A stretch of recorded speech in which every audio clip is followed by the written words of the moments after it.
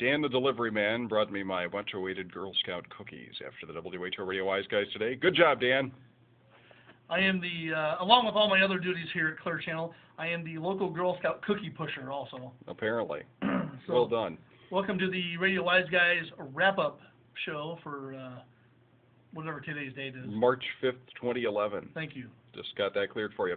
We got a question here that came up on our texting line over here at WHO, and it was a question from Roger saying, for compact computing but long-term typing, what do you think of net-top computers? I think he means netbook He means computers. netbook computers. And when you say that, I say, well, put your hands on a keyboard and figure it out for yourself for a while. I say they're a dead technology. Why would you even put money into something like this? Well, tablet computing is totally doing away with netbook computers anymore. I think that might be an exaggeration. I don't think that's entirely true. I think that there's certainly a place for netbook computers. Some people don't want to use a tablet. Some people don't want to, swip and swoosh and whatever, that they do. Understand that. But you look at the numbers.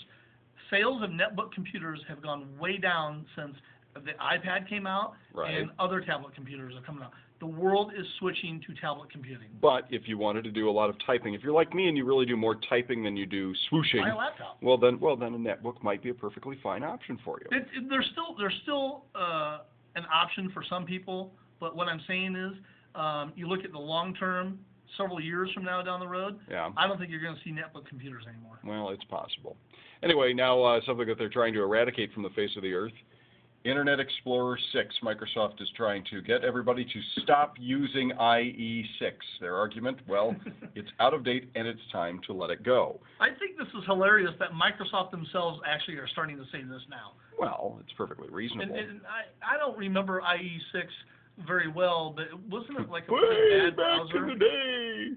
Wasn't it like a really bad browser? I don't know that it was especially bad unto itself. I think it was one of their first efforts to try to standardize around standards, and it just wasn't working right. It didn't work well, yeah. No. So they've made progress. In fact, I think, aren't we now up to IE8? So wouldn't it be nice to completely do away with it? Well, according to Microsoft, currently 12% of the browsers in the world are IE6. Right. And that's a lot, and we need to get that down to 0. And actually, we need to get all them switched over to Safari on a Mac, and the world would be a much better place, Dan, much happier place. You're evil. That's all there is to it. You also brought to my attention Bill Gates addressing the governors. He had a presentation that he gave to their meeting in Washington, D.C. the other day, saying he wants to flip the curve on student achievement. Basically, what you need to know here from his blog here is that this red line is the increase in per pupil expenditures, and then these two are the performance curves for mathematics and for reading. Yeah. So they say that basically we're not improving anything, but we're spending more all the time. Now, it's partially a faulty way to measure that if you're just looking at straight expenditures, because that line started in 1975. Well, inflation takes place over time, and that's not entirely fair. True. But we desperately need to improve the quality of outcomes from education in this country, no doubt about it. First of all, I'm going to say that I actually agree with Bill Gates on this one. That's a first. Mark the tape. I've never been an educator, but I have worked in an educational institution, and I've personally seen a lot of emphasis placed on teachers getting advanced degrees so they can make more money, and their tenure.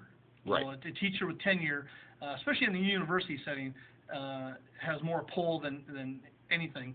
And that's what our education system seems to be basing merit on. And that's not the way it should be. I mean, we've forgotten that our educators are there for the kids, to educate the kids. Mm-hmm. And really good educators should be rewarded for doing a really good job. And the really bad ones, the ones that an administrator one time referred to as the cancer of our educational system, they should be removed. I wouldn't necessarily argue with it. There's always going to be jobs at McDonald's for those people. Okay, now that's not necessarily the I'm case. just saying. But it should be noted, though, that if we do want performance out of our educational system, we need to be demanding results. And if we're demanding results, you have to have accountability. And sometimes systems like tenure can prevent people from being accountable because they know they can't be fired. On the other hand, there is an argument that's still to be made that tenure does promote academic freedom.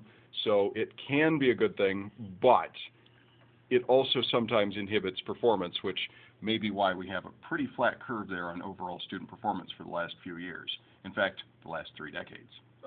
Yeah, absolutely. I mean, we used to have the best educational system in the country here, and we've fallen behind. An educator that I worked with at one time made a very good point.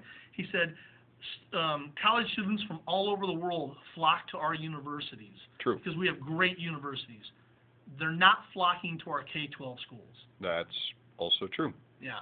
But, So, you know, we do have a future that we've got to work pretty hard on. Otherwise, we're all going to have to be speaking Mandarin in the not-too-distant future. Frankly, I'd like to prevent that day from coming. yeah, I'm not going to learn Mandarin. No. Or anything else. That about does it for our wrap-up. That's it for our wrap-up for Saturday, March 5th, 2011. This has been Dan Adams and Brian Gongol doing the wrap-up show. Thanks for listening to the Wise Guys program on WHO and watching this video. And we'll be back again next week, doing it all again. Thanks.